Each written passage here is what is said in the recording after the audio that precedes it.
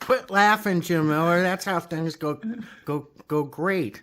Yeah. We don't want things to go great, do we? We want them to course. go grateful. Yes. Gratefully Dylan, right? Right, exactly. So what's happening Saturday So night? Saturday we're doing a recreation of the show in 1986, July 2nd at the Akron Rubber Bowl. And it's a couple of earmarked events. It was number one. It was my birthday. It's my birthday, July 2nd. So That's and why that was Bill Graham brought it out here, isn't it? I'm not sure. I have a feeling that he did, but I don't remember if he did or not. But probably. And it was the very first time that Grateful Dead, very first and only time the Grateful Dead played in the Akron area. And Bob, it was the very first time that the Grateful Dead played with Bob Dylan. They played 2 songs together, and that was the genesis of them getting together later on, about a year and a half later or a year later, to do a tour and an album together, which was really fun and cool, I thought. And Tom Petty also became his backup band that day, believe it or not. No, not that day. Not that day, because Well, I saw them the 2 nights prior at Pine Knob. You're right. I guess what I meant was on that tour. Correct. He started being his backup band. Well, actually, I'll correct you again. It was. See, I should just listen to you. It was at Live Aid or at Farm Aid. Oh, that he was started. Yeah. And that started it, and it went so well that then they went. Was it Live? It wasn't Live Aid. Live Aid was with Richard. But anyhow, they backed Live him. Aid was a year before. Yeah, it was the first Farm Aid. Right, Farm Aid. Yeah. Well, by the way, which he started doing a lot of these songs that we're covering. We're playing on Saturday at a night stage, which is linked. I mean, it's like a little hallway, and you're right at the Civic, also downtown Akron. And get your tickets now, because it looks like it's going to sell out. It's just about sold out. Oh, that's great. Yeah, that's good. Yes, and always good. But anyway, so it was a hot day, really, in July. Tom Petty played first, and then Dylan played a set. And that was my first time seeing Dylan. Was I wrong again? Yep. Dylan and Petty's sets were intermeshed together within. They were? Yep. So I have a great memory, don't I?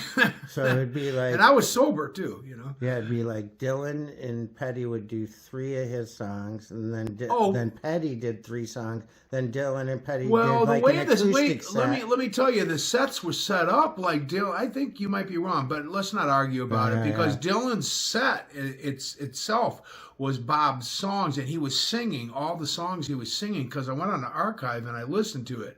So his set, he was singing all the way through. Anyway, be that as it may, we're doing the songs, and some of the selections of songs. The first song you did was actually Elvis covered it. And Lonesome Town? No, it's Shake a Hand. Oh, Shake a Hand. Great. It's just a rock song, and we're covering that one.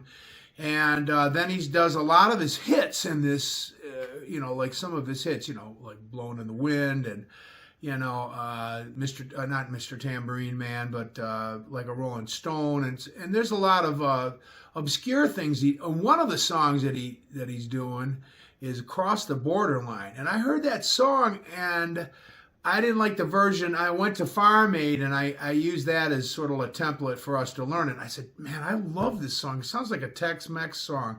And lo and behold, Ry Cooder did it. And of course, I was like, well, that makes sense, because Ry Cooder is one of my favorite people in the world and one of my favorite musicians in the world. So, and then later on, I'm not going to go over the set list, but we did, a great percentage of what Dylan did. And then he played with the Dead during the Dead set. He came up and he started Don't Think Twice. And I tell you what, I don't think anybody but Jerry got it, okay? I don't think anybody got it but Jerry. That's my son, Michael Miller, who also plays in Vibe Direct, calling me. I'll call him back. But, hey, why not? We'll get him up there. Hold on. Let me just call him real quick, and we'll get Michael Miller up here. and we'll have him in the conversation too. Was he alive? Mike? Oh yeah, he was. Wait a minute. No, he wasn't. He was born in 1987. So. Was he created this night?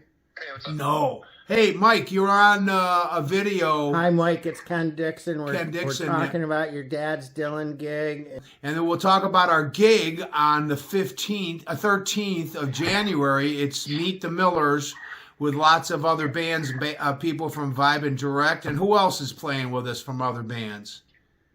So it's going to be Chris Walker.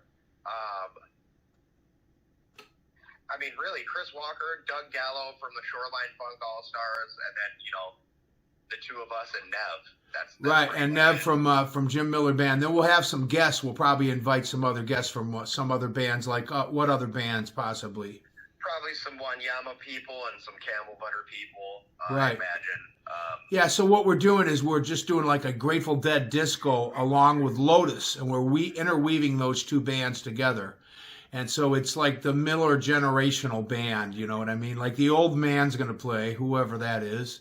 And then we're going to have the young man play, whoever that is. And that's see, it's shameless self-promotion video day. Well, wait. How did you've been a self-promoter since I have to edit it out.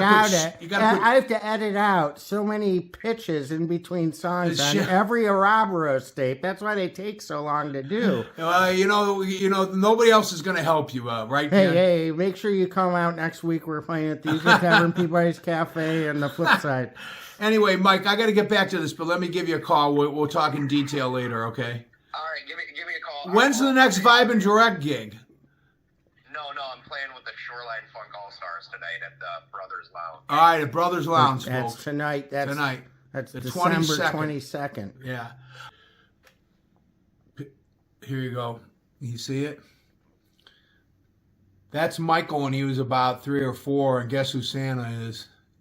All right, well, let's talk about the Dylan gig. Anyway, it's tomorrow night. So, so Dylan is, I think, I have to say, in my own personal opinion, that during those years, and he hit it in a couple other spots during his career, but that was a spot where live he was really on, and I just think that and the sound wasn't the greatest there. No, but I was close enough to see he was just rocking out. I mean, he really was. I think Petty in the Heartbreakers rejuvenated him, wanting to rock out, and right.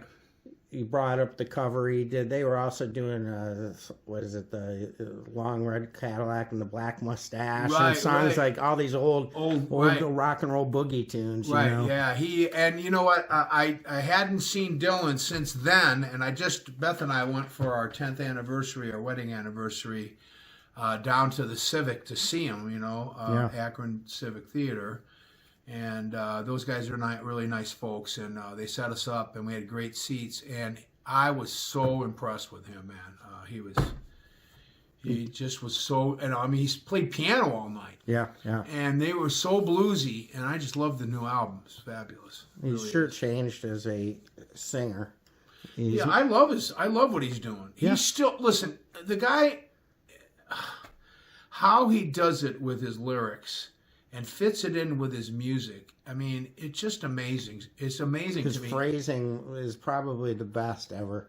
His ability to change the meaning of songs by the phrasing. Right. And that was the influence on the other writers that are my favorites, Lennon and Robert Hunter, because they understood that one sentence could mean a whole book. So it's not just about a song's story, it's about stories within the song. If you take an example of like Tangle Up in Blue, yes, it's a story in itself, the whole thing, but then there's stories within the stories. And that's something that influenced me, obviously, with my writing. But, I mean, Dylan continues to do that and excels at it.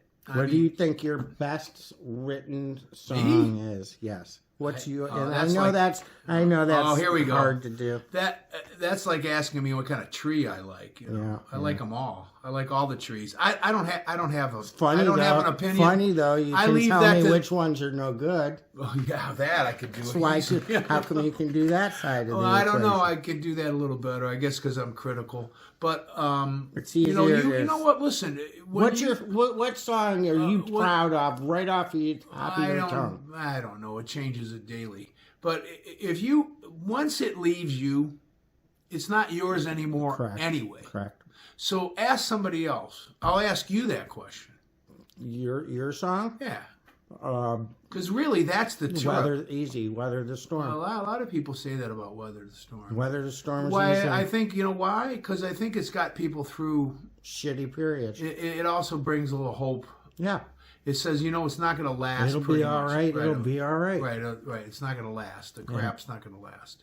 Which is a running theme, I think, through my experience. Although I don't believe it when I'm in the crap. I still don't believe it. But Michael and I just wrote a song, and that, the gist of the lyrics are that still. Oh, it's a different situation. So are we going to announce what song we're working on together? Does it even have a working title? I can't remember. It's over there somewhere in a pile of other stuff. I could tell you I'm writing a song with Jim Weinfertner. Really? Who's a friend of mine here, lives in Chagrin Falls, and he's a great musician and a wonderful guy. I played baseball with him growing up. Oh, you did that? Yeah. Jim is a heck of a musician. And my God. I haven't seen him or talked to him in years. He could play anything, too. And we wrote this song. It was very strange. It's not brushed up yet, but we have the basis of it all. And we have most of the verses and all of the chorus, and we're looking at trying to get a middle 8 break or a break to jam on, and it's called "Don't Piss on My Back and Tell Me It's Raining." It's not a very nice song. Anyway, but look at the smile it brought to your face. It's funny. But it is funny. Anyway, I brought this part. I had basically the chorus and the verse somewhat. It wasn't the verse. It was the chorus. And I walked in to sit down with Jim, and he started. He was looking. I got this thing, and I go, "Hey, I got something too." And he plays it same key. Wow! It was magic. It was fit together, and I said, "You got to be kidding me! Listen to this." I said, "We have Radar Love, man."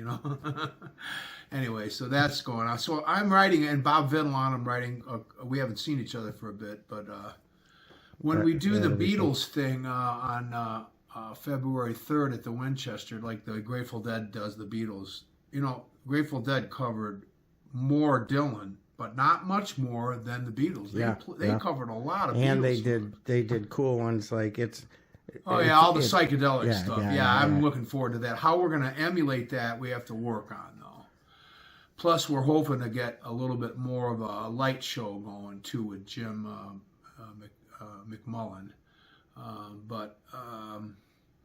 And how about Patrick Deegan's videos? He's making great videos. If you folks aren't looking at those videos and liking them, just join YouTube and but make comments about Patrick's videos are the best videos out there. He's doing great work. And that includes some of these videos that are live from larger bands that are, have more people, looking at them. Patrick is a wizard and a genius. He really is, and we're lucky to have him. Well, he's doing great work. And, behind the scenes, Tony, Coach Chef is my promo guy, but God love him. I'd be lost without him. So, and now Sean's on, Sean Malone is on board. He's my new manager, so, from Submerged Events. And so he's going to hopefully help us out. He's really great so far, So I'm lucky. So we've got the Rock and Reggae reunion festival this summer. I don't know about that. We'll see. Janglers and Robberos and First Light. Come on, man. I don't know about that. Stress? But oh no, he's dead. Yeah, he's not around anymore. I helped him out at the end with Colin had an album put together for him, and I donated some stuff to him. That's great. Anyway, yeah, Mr. Stress was a good man. Bill Miller, I called him my little brother. So it's only because I was taller than him. He's older than you, isn't he? He's older, yeah. Yeah. About 20 years almost. Yeah. But yeah, so I'm psyched about doing this. And then the Dead did the first time, I think, almost positive that it was the first time Desolation Roll. And you know what? They did a good cover of that. They did. Bobby did a great job on that. Yeah, he really one. did. I love that song, too. Yeah. It's just such a funny tune. Oh, my God. Hopefully it's going to finish selling out. So if you people want to get that Grateful Dead, Bob Dylan 1986 experience, and remember, Bagel is going to be singing Emotionally Yours, so it should be awesome. I guess. He's not? I don't know. That was when I looked at the set list. That was the one that just said Bagel, Bagel, Bagel. Oh, he's got somebody singing. All right. I guess he's not going to sing that one. Darn it. I'm sure Nev will play the Peanuts song, although that wasn't, the what is it? The Giraldi or whatever. Who's the jazz? Vince Giraldi. Right, Giraldi. How do you? I don't know. I'm not very good with the Italyan names. Yeah. All right. Well. So, good luck on Saturday. Oh, yeah, happy Christmas, everybody. And peace, Merry New Year. And also happy holidays and Happy New Year. Peace out. Yes, sir. No, peace in. That too.